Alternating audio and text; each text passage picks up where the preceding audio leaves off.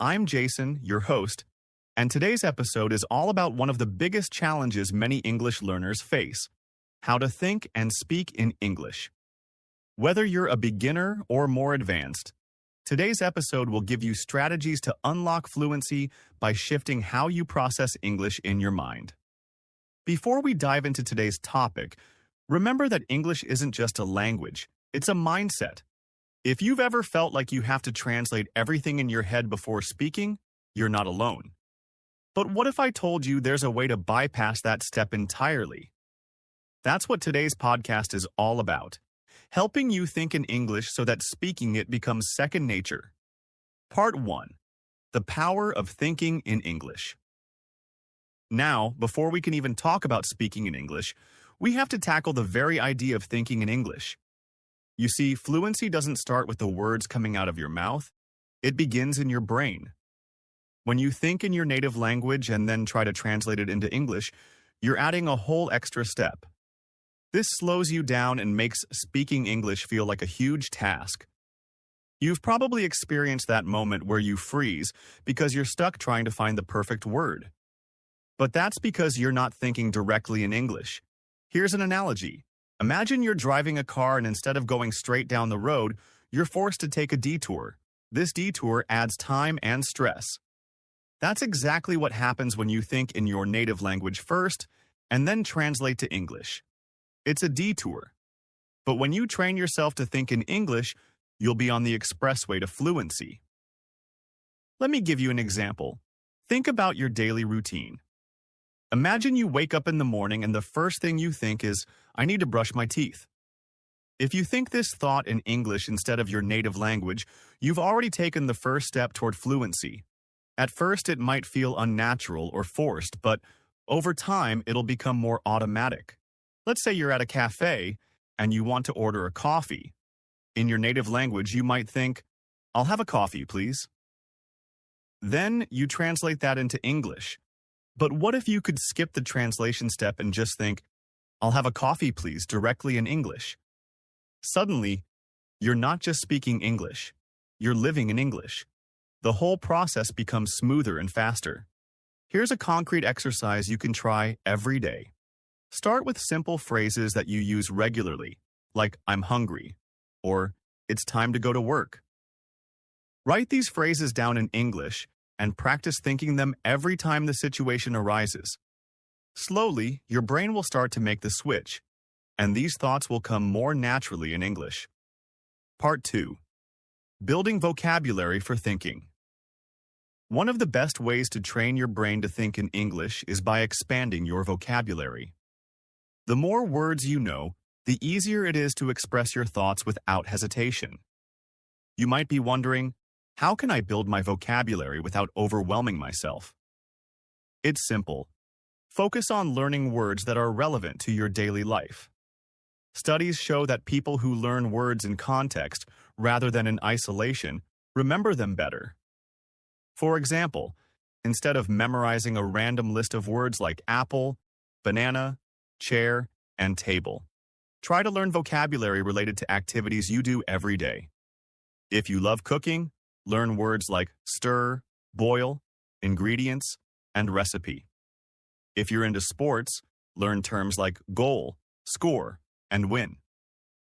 Here's another practical exercise. Carry a small notebook or use your phone to jot down new words throughout your day. When you hear or see a new word, write it down along with the context in which you heard it. For example, if you hear someone say multitask at work, you might write down multitask to do more than one thing at a time, e.g., I'm multitasking at work. This helps you remember not just the word, but also how it's used in a sentence. Part 3. Speaking in English without thinking too much. Now that we've covered how to think in English, let's move on to speaking without overthinking. Often, the reason we struggle with speaking English is because we're too focused on being perfect. We worry about grammar, pronunciation, or choosing the right word, and this makes us freeze. But here's the thing. Native speakers aren't perfect either.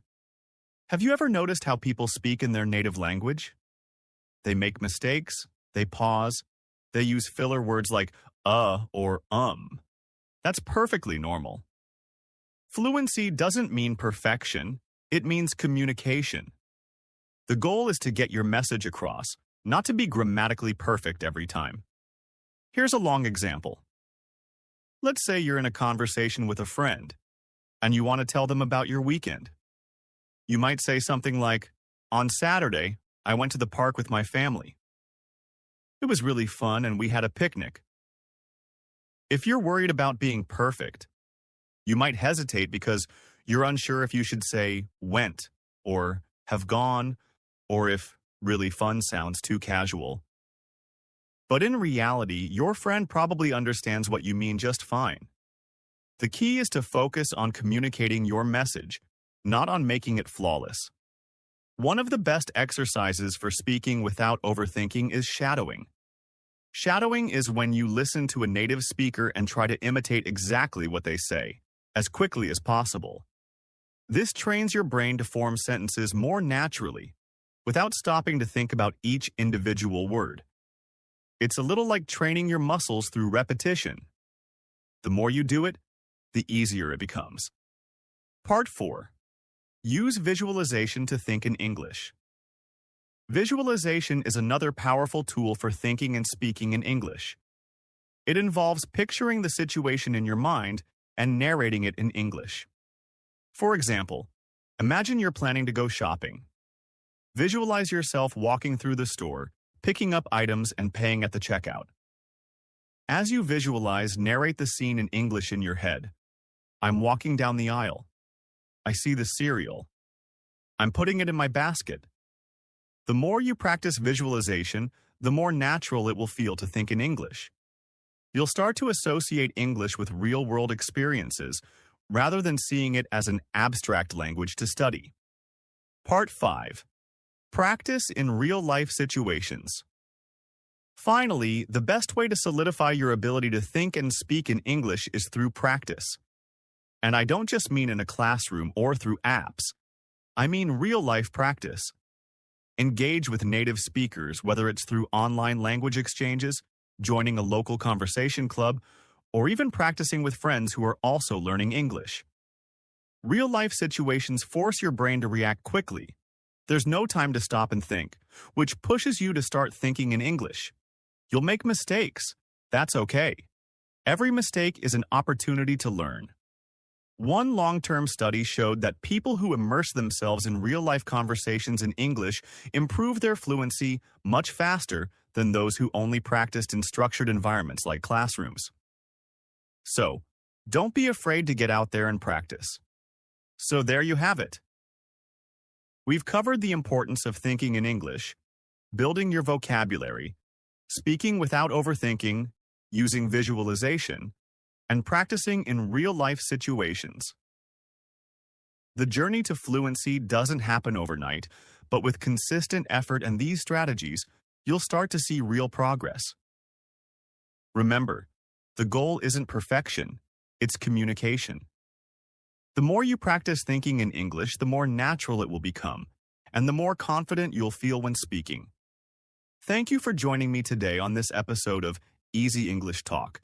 If you found these tips helpful, make sure to subscribe to our channel for more episodes like this one.